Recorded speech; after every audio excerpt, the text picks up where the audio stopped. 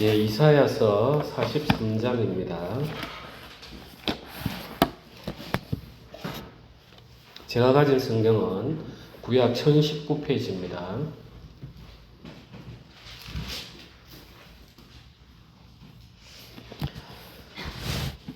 야곱아 너를 창조하신 여호와께서 지금 말씀하시느니라. 이스라엘아 너를 지으시니가 말씀하시느니라.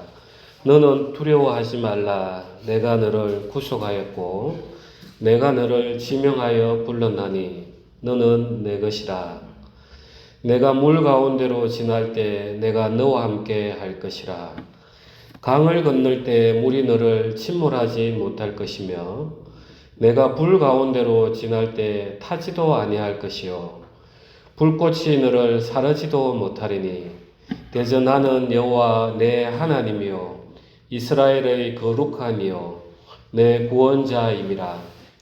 내가 애굽을 너의 속량물로 구스와 스바를 너를 대신하여 주었노라. 내가 내 눈에 보배롭고 존귀하며 내가 너를 사랑하였은즉 내가 내 대신 사람들을 내어주며 백성들이 내 생명을 대신하리니 두려워하지 말라. 내가 너와 함께하여 내 자손을 동쪽에서부터 오게 하며 서쪽에서부터 너를 모을 것이며 내가 북쪽에게 이르기를 내놓으라. 남쪽에게 이르기를 가두어 두지 말라.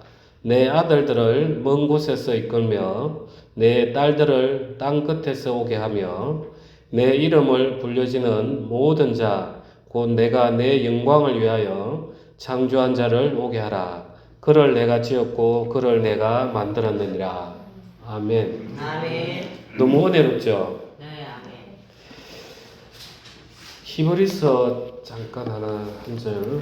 히브리서 2장. 제가 가진 성경 신약 354페이지입니다. 2장 11절입니다. 자, 2장 11절 우리 다 같이 합독하겠습니다. 거룩하게 하시는 이와 거룩하게 함을 입은 자들이 다 한 근원에서 난지라. 그러므로 형제라 부르시기를 부끄러워하지 아니하시고. 아멘. 아멘. 예. 그래서 저도 이제 지금 아까 오늘 노양미 자매님이 형제 자매 이야기할 때 이 말씀이 이렇게 생각이 납니다. 저도 이제 고등학교 1학년 겨울방학 때 이제 교회를 가서 처음에는 형제 자매라고 부르는 게 너무 이상한 거예요. 모르는 교회니까. 그런데 이제 제가 그날 밤에 하나님 그 말씀을 내가 너희 죄와 불법을 다 사하였은즉 다시 죄를 위하여 제사 드릴 것이 없느니라. 이 말씀이 확 믿어지면서 이제 그 다음날 아침에 나오는데 나도 모르게 형제님, 자매님 이 말이 나오는 거예요. 그래가지고 보니까 히브리스에 또 이 말씀이 있는 거예요. 그래서 참 우리가 형제, 자매라 부르는 것도 성령의 은혜 없이는 이게 쉬운 게 아닌 거예요. 아멘 되십니까? 아멘. 예, 참 신기했어요. 너무나 자연스럽게 그 전까지는 제가 이 내향적인 성격이라서 누구 말 붙이고 이런 걸 별로 좋아하지 않아요. 혼자 묵묵하게 있다가 그러는데 갑자기 참 신비했습니다. 그리고 이제 우리 교회가 아름다운 동행이잖아요. 그래 한번 말씀은 드렸던 것 같은데 미국 목사님이 교회 이름 지었냐고 물어보는 거예요. 가만히 생각해 보니까 목사님 제가 개척하겠습니다 해놓고는 교회 이름도 안 지은 거예요. 그래가지고 아침에 일어나가지고 아파트 빙빙빙 도는데 동행이라는 탁 이름을 주시는 거예요. 아멘. 그래가지고 동행교회 하니까 좀 밋밋해가지고 아름다운을 붙여가지고 아름다운 동행교회 그렇게 시작이 됐습니다. 그래서 저도 좀 신비했습니다. 동행 생각지도 못하고 뭐 다른 이름 찾았고 했는데 좀 마땅한 것도 없고 참 하나님 아름답게 또 이름을 지어주셨어요. 이사야 43장으로 다시 한번 돌아가겠습니다.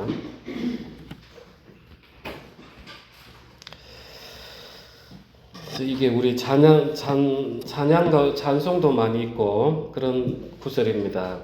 야곱아 너를 창조하신 여호와께서 지금 말씀하시느니라. 그래서 우리가 하나님 이름을 할 때는 엘로힘도 있고 여호와도 이렇게 쓴다 이렇게 하셨죠.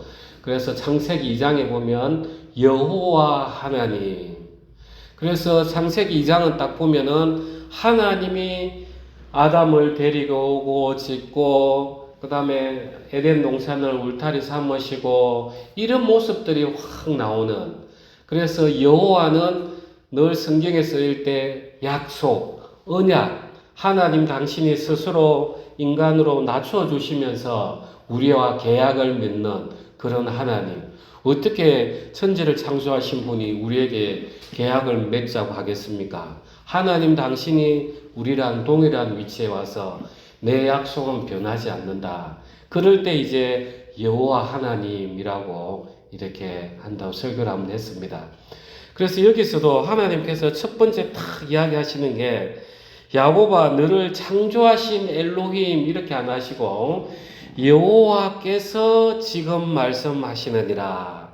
그래 나는 너를 창조했는데 정말 고운 흙으로 내가 너 인간적인 위치로 낮아져 가면서 너와 약속하는 그 변함없는 하나님으로 이렇게 이제 이야기를 하시는 거예요.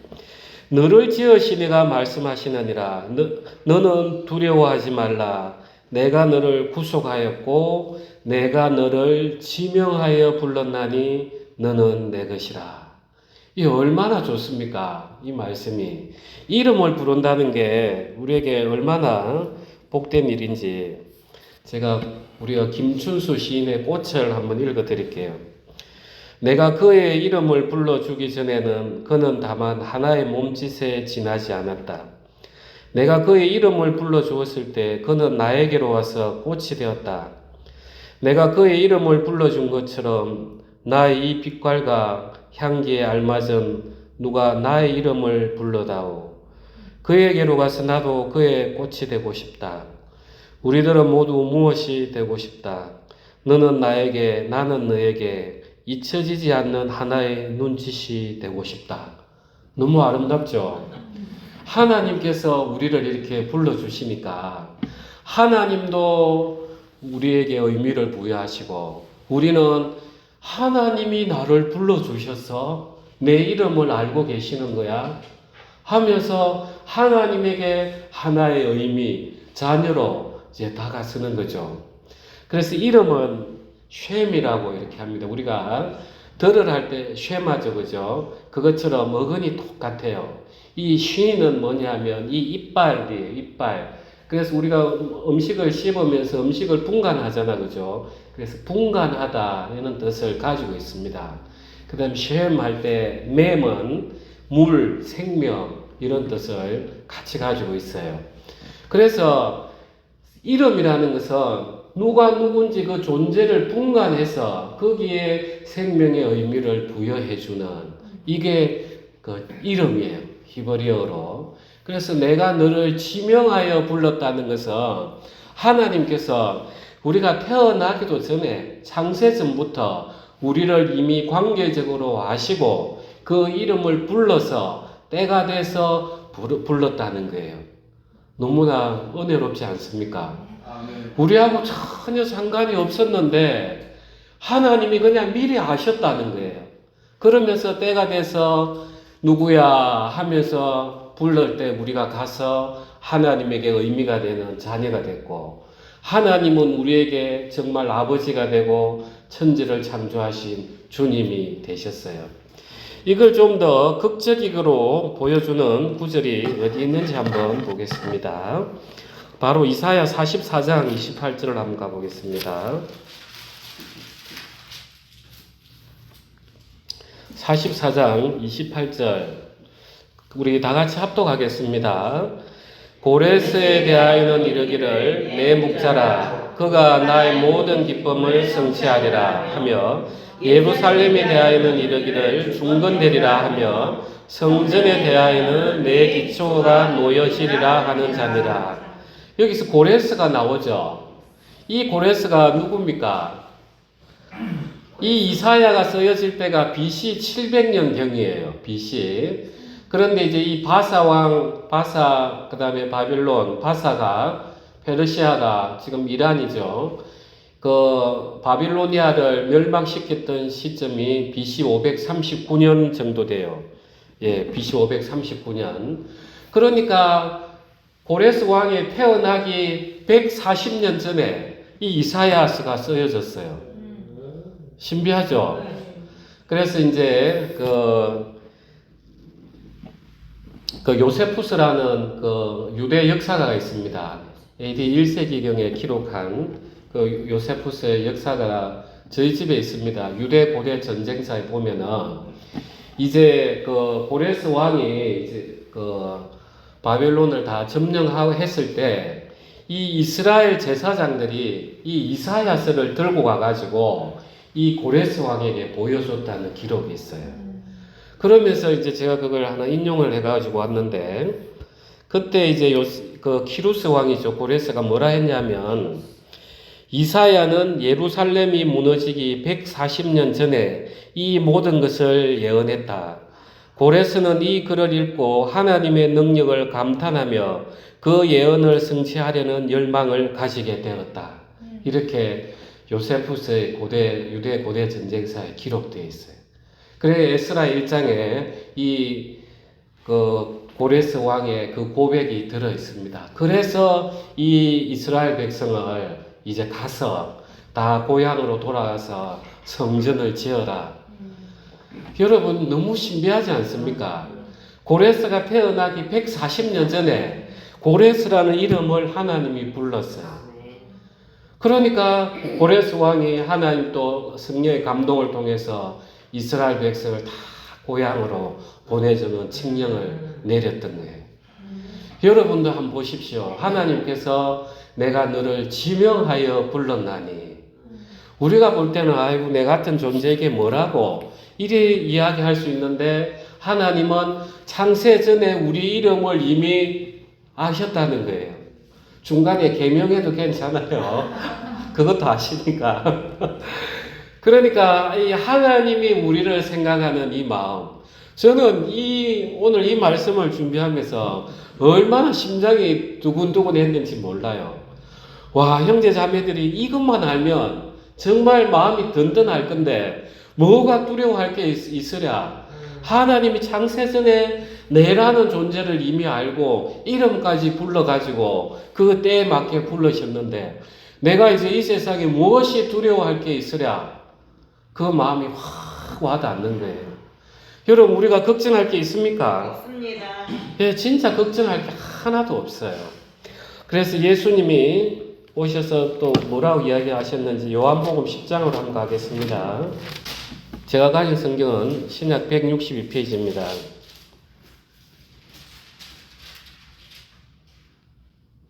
10장 3절 우리 다 같이 합독하겠습니다. 문지기는 그를 위하여 문을 열고 양은 그의 음성을 듣나니 그가 자기 양의 이름을 각각 불러 인도하여 내느니라. 아멘. 예. 우리가 여기 앉아 있는 게 누가 복음을 전해서 이래 우연히 앉아 있는 게 아닙니다. 하나님께서 창세전에 아무런 조건 없이 정말 야곱과 에서가 그 태어나기도 전에 나는 에서는 미워하고 야곱을 사랑하였다. 아무런 조건 없이 그냥 우리를 택하시고 우리를 불러놓으신 거예요. 이걸 들으면 우리는 얼마나 하나님 앞에 영광을 드리고 싶습니까? 하나님 그것 때문에 우리를 조건 없이 불러놨다는 거예요. 진짜 하나님께서는 내가 너를 지명하여 불렀나니. 여러분 힘들 때마다 이걸 늘 묵상하시면서 하나님 참 감사합니다. 제가 저를 볼 때는 아무것도 아닌 그런 존재고 연약한 존재인데 오히려 이 연약한 저를 통해서 하나님이 강한 자를 무찌르시고 넘어뜨리시고 하나님 당신이 영광을 받으시다니 너무 감사합니다. 제가 잘해서 하나님 앞에 드릴 건 하나도 없고 내가 나된 것은 전부 하나님 것입니다 하면서 그 영광을 올려드려야 되겠습니다. 다시 43장 2절로 있습니다. 내가 물 가운데로 지날 때 내가 너와 함께 할 것이라. 강을 건널 때 물이 너를 침몰하지 못할 것이며 내가 불 가운데로 지날 때 타지도 아니할 것이요 불꽃이 너를 사르지도 못하리니 대저 나는 여호와 내 하나님이요 이스라엘의 거룩한 이요 내 구원자임이라. 자, 우리 인생에게는 하나님께서 누구를 지명했다 해도 고난이 있다는 거죠. 물이 넘치고 또 우리 인생에 불 가운데로 지나는 고난이 있다는 거예요. 내가 하나님을 믿는다. 하나님께서 나를 창세전에 택하였다. 나 이름을 알고 계신다 해서 고난이 없는 게 아니라 고난 가운데 누가 있다는 거예요? 예, 하나님이 함께 하신다는. 우리의 위로는 그거예요. 내가 하나님을 믿는다 해서 인생살이가 순탄하게 그게 아니라 똑같이 인생이 고난 가운데 있는데 하나님이 계시기 때문에 이 모든 것에서 내가 넘어지지 않는다. 아멘.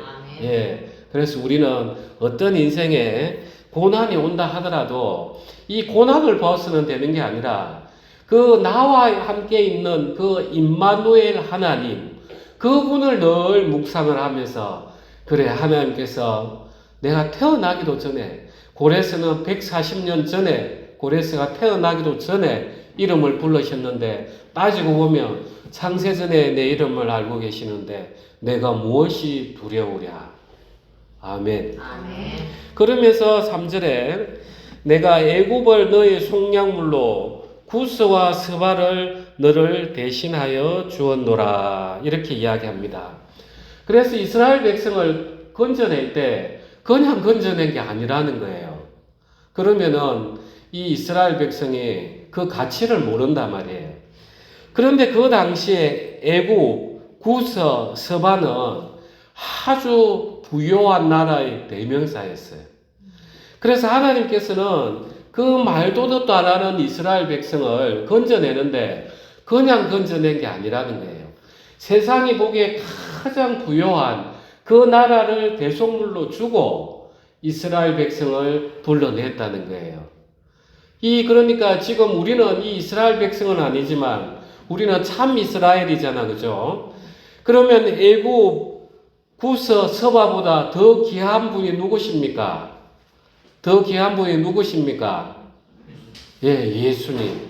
그래서 우리는 애굽, 구스, 서바보다 더 귀한 천지를 창조하신 그 하나님이 인자로 오신 예수님이 속량물로 됐으니까 얼마나 우리를 더 귀하게 생각하겠냐는 거예요.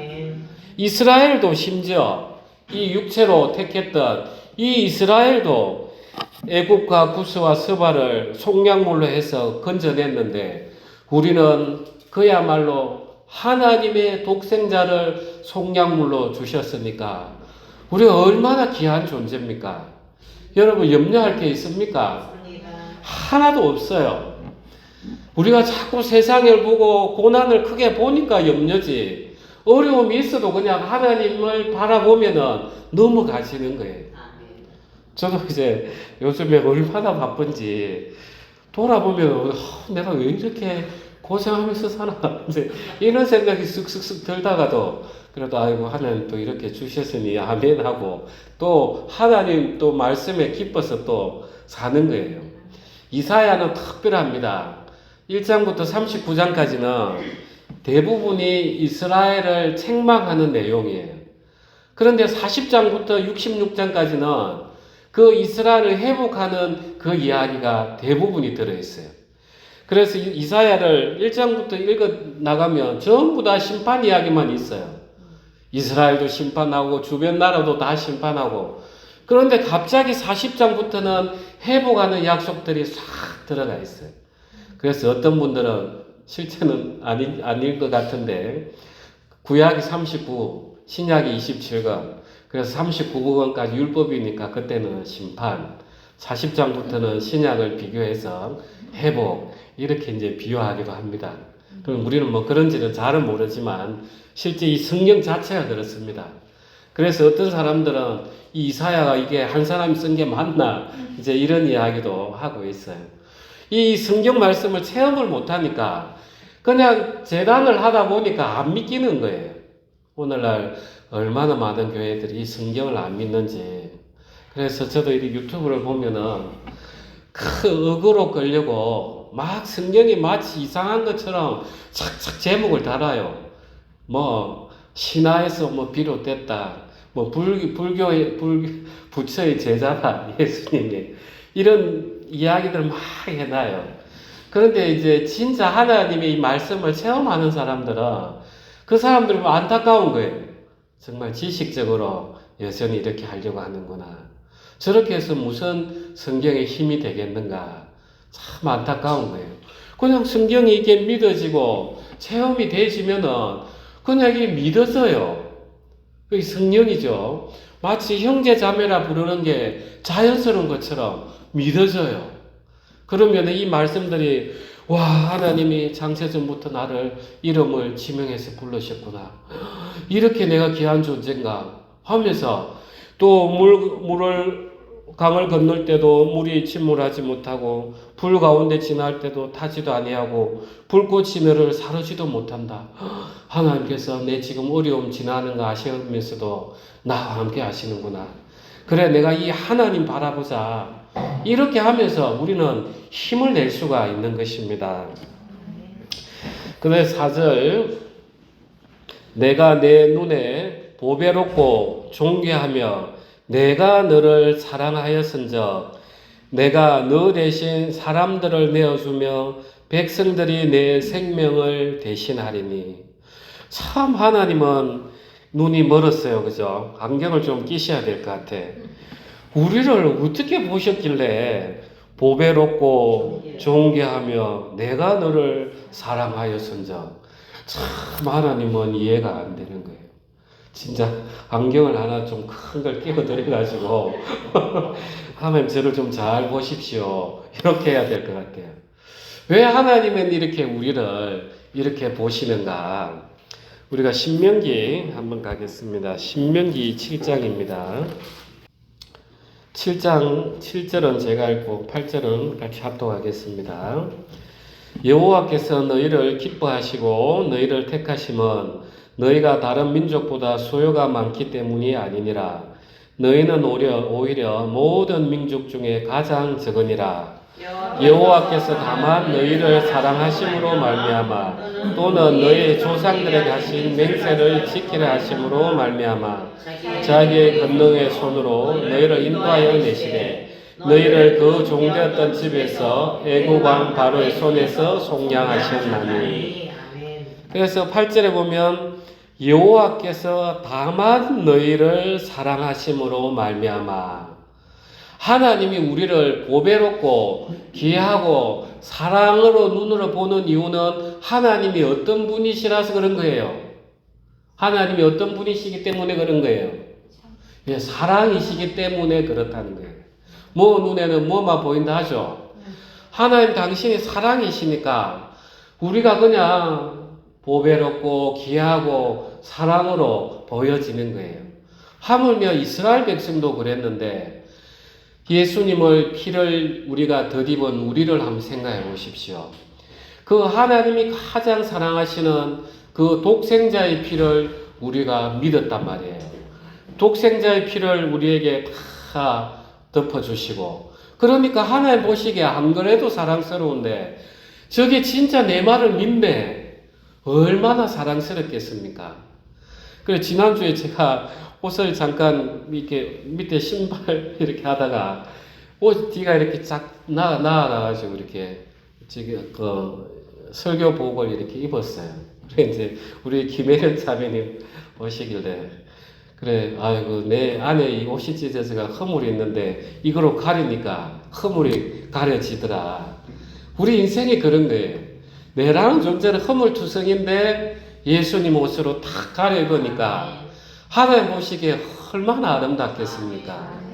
보이지 않는 하나님의 말씀을 믿어주고 그래서 그 사랑하는 독생자를 믿고 안 그래도 하나님은 사랑이신데 그 사랑하시는 분의 말씀을 또 믿었으니 우리가 얼마나 귀한 존재입니까?